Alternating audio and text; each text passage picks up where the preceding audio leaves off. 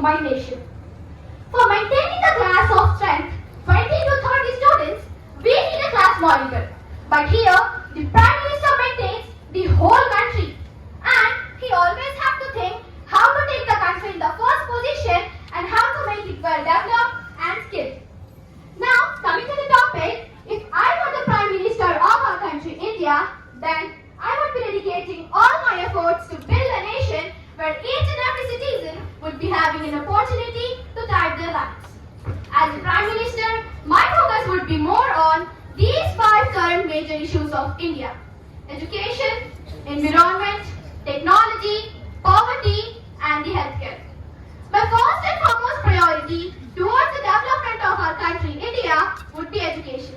Because India is in the top place and famous for its growing population. But even after the freedom movement, the cheapest thing like child marriages is getting occurred in some parts of India. So, to decrease the illiteracy rate in India, my first step would be spreading awareness campaign in small villages about the importance of education and providing all the facilities needed for the development of education in those specific areas. In healthcare, I would be developing hospitals in such places like urban and underprivileged. Now, the problem is solved for urban and underprivileged areas.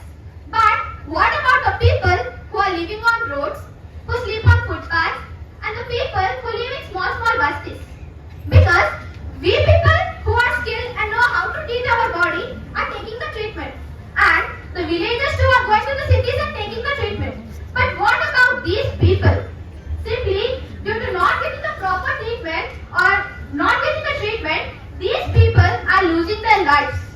But if I were the Prime Minister of our country, India, then instead of making huge hospitals and spending more, I would be taking out small medical health treatment camps in such places which are told at free of cost, so that they too would be also taking the treatment and saving their lives.